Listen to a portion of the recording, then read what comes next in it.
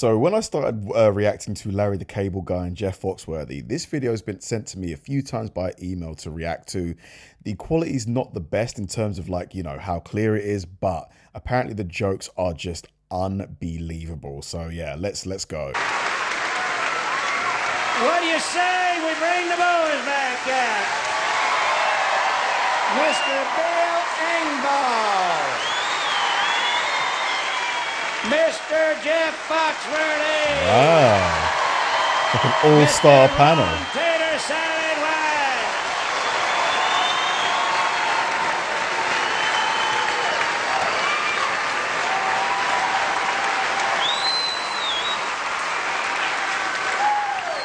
Well, look at there, boys. We got stool men now.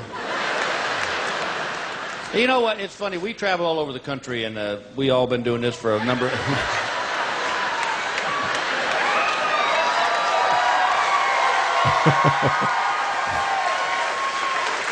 I never considered you a spinner. This is the same guy. Yesterday afternoon, we're at the Lincoln Memorial, and he said, I had no idea he was that big. And Bill said he's not even standing up. You know, we travel all over the country doing these shows and stuff, and it's funny, being a comedian, people always come up to you and go, hey, tell me a joke. Which is weird, because nobody walks up to a plumber and says, hey, fix my toilet.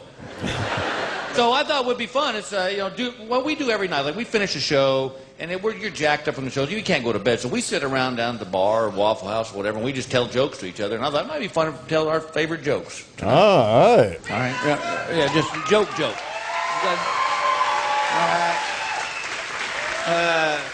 I got to tell you, I'm dizzier than hell here.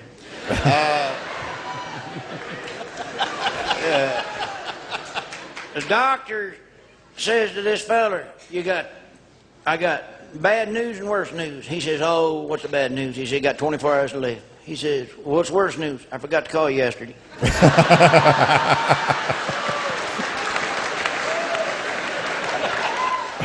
All right, I got a 24-hour to live one. Guy gets up in the morning, 6 a.m., goes to the doctor. The doctor tells him he's got 24 hours to live. I bet this is the same doctor.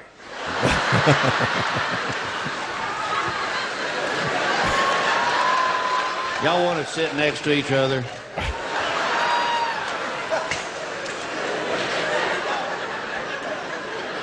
So that night when the guy's going to bed, he tells his wife, he said, I've only got a few hours left. He said, I want to make love to you just as many times as I possibly can.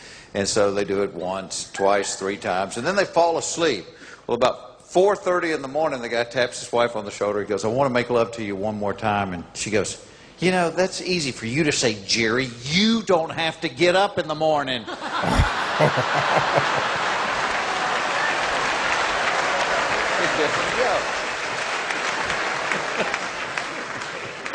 That's good. Ronnie, you got a joke? Nope. All right. His mind's like a lazy Susan. If you'll just bear with us, it'll come back around here in just a minute. This guy's taking flying lessons. He's talking to his buddy. He says, first day in the air, the instructor informs me he's an 8th degree black belt and a homosexual. And if I don't succumb to his sexual advances, I have to jump out of the plane. And his buddy goes, well, did you jump? And the guy goes, yeah, a little at first.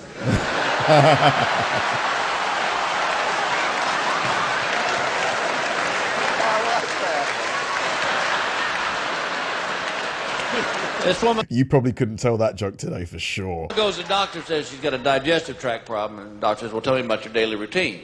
She says, well, I get up at 6:15 every morning and make my family breakfast, and at 8:15 I have a bowel movement. He goes, well, let's take an x-ray and see what the problem is. So he takes the x-ray and he goes, well, there's the problem right there. You got 3 worms in you. We're going to have to operate. First worm goes, did you hear that?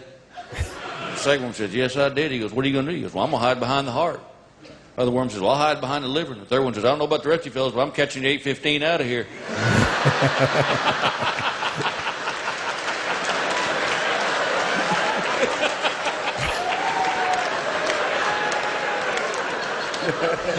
The 8:15, like it's a train. That's funny. All right, let me try one more here. One more here. All right. Just the show was running a little long for some of us.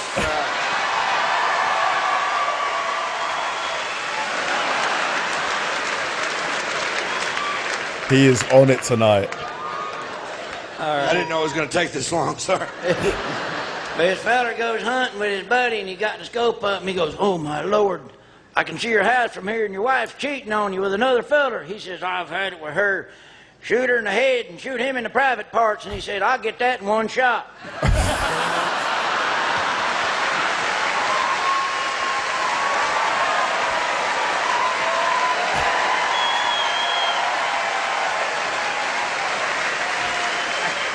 I got to admit, the preacher told me that last week.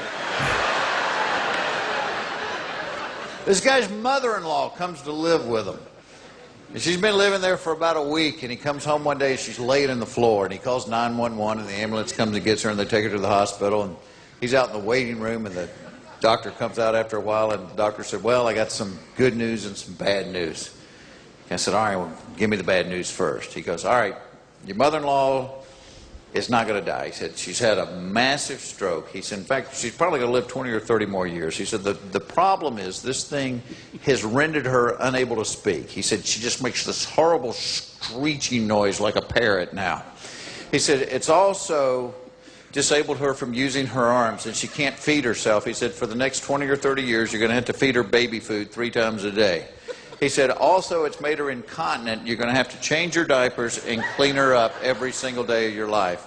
The guy said, "Oh, my God." He said, "What's the good news?" And the doctor goes, "Oh, I'm just kidding with you. She died." That's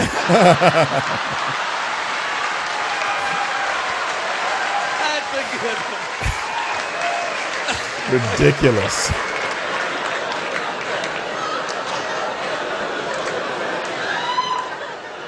It ain't right, but you laughed at it. Mr. White? There's a cruise ship, and there's a magician that works on the ship, and the captain had a parrot, and he liked to go to the show every night, but the parrot understood the show, and because he could talk, he would give away everything. You know, he's putting it in his sock, Brock. He put it up his sleeve, Brock. It's in his hat, Brock.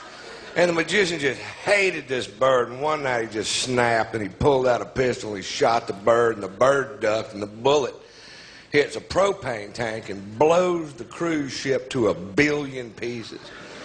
The only survivors are the parrot and the magician, and they're floating out in the ocean on 2 little pieces of wood. And the parrot goes, "All right, I give up. Where's the damn ship?"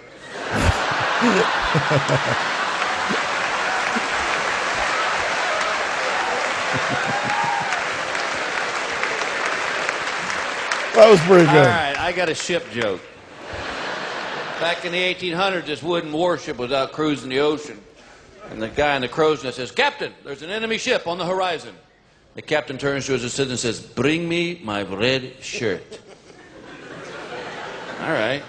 He goes and gets his red shirt. The captain puts it on. The battle ensues. It goes all day long, and they don't lose one sailor.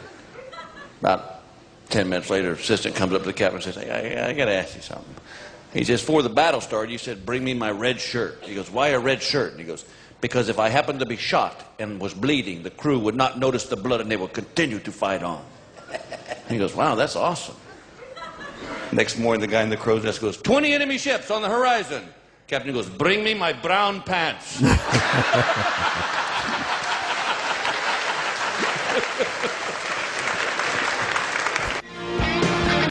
Oh my God. That went so fast, man. I can't believe that was that, man. I just wanted more at the end of it. I just wanted more. My favorite jokes were probably from Larry the Cable Guy. I mean, all of their jokes made me laugh, but Larry the Cable Guy, I don't know, there's just something about him and the way he tells his jokes and that super thick Southern accent that I just can't. It just makes me laugh so much. Thanks for watching, guys. If you enjoyed the video, please like and subscribe and check out the video I'm going to link right here. See you there.